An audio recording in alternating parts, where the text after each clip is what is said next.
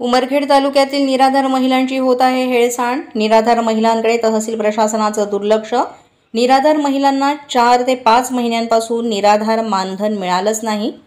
उमरखेड तालुक्यातील बंदी भागामधील अनेक महिला निराधार मानधन श्रावणबाळ या योजनेतून मिळत असलेल्या निधीच्या प्रतीक्षेत असून या निराधार महिलांची तहसील प्रशासनाकडून हेळसांड होताना दिसतेय। या महिलांना कित्येक दिवसांपासून निराधार मानधन मिळालेलंच नाही।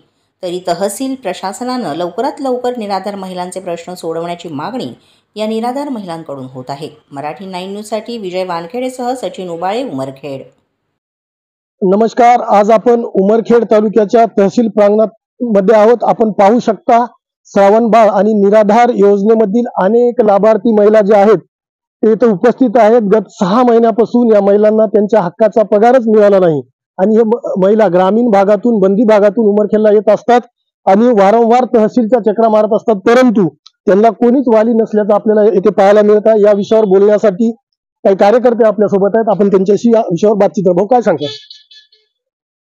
गेली 6 महिने ज्या विधवा बहिणी होत्या, ज्यांच्या नवऱ्याचं अकाली निधन झालं, त्यांना शासनाकडून राष्ट्रीय अर्थसहाय्य योजनेअंतर्गत 20,000 रुपयाची मदत दिली जाते, जेणेकरून त्यांच्या कुटुंबाला उभारी मिळावी आणि त्यांना आर्थिक स्थैर्य मिळावं। पण मागच्या 6 महिन्यापासून असंख्य विधवा बहिणी त्या लाभापासून वंचित आहेत। त्यांनी कागदपत्र दिलेली आहेत, सगळ्या फॉर्मॅलिटी, सगळे डॉक्युमेंट्स दिलेले आहेत, पण आजपर्यंत त्या पात्र उमेदवाराची यादी या ठिकाणी लावण्यात आली नाही, त्यांना कुठल्याही प्रकारची मदत मिळाली नाही। सोबतच त्यांना जे 1,500 रुपये मानधन दिलं जातं ते पण फार बोटावर मोजण्या एवढंच मानधन आहे। खऱ्या अर्थानं 1,500 रुपयात काहीच भागणार नाहीये, पण तरी सुद्धा ते 1,500 त्यांना वेळेवर जर दिल्या गेले आणि त्या 1,500 पेक्षा जर त्यांना 3,000 रुपयापर्यंतची मदत करण्यात आली तर एकटी बाई संसाराचा गाडा ओढेल असं या निमित्तानं वाटतं।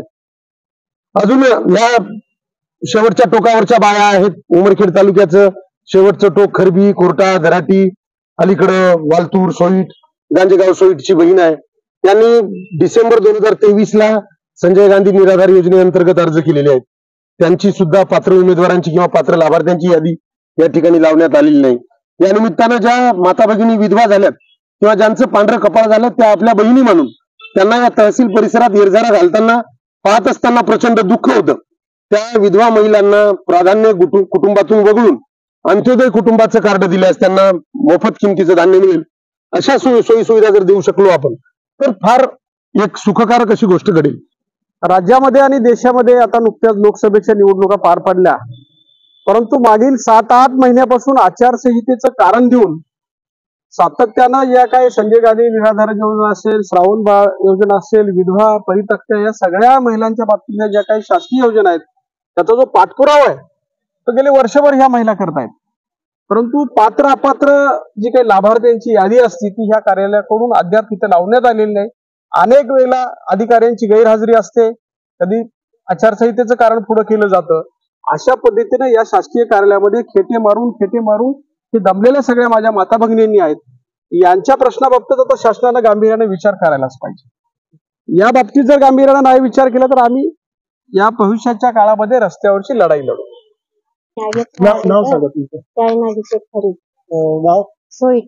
कशासाठी येत तुम्ही? पगारीसाठी। आत्महत्या केली? शेतकरी आत्महत्या? शेतकरी आत्महत्या। 6 महिने झाले याला पगार नाही, काहीच मदत नाही मिळाली तुम्हाला? किती दिवसापासून म्हणजे हिंडायलो आता मला आरामी असल्यामुळं शिक्षण नाही, त्याला विचारा त्याला विचारा। आम्ही खरीच गाडी करत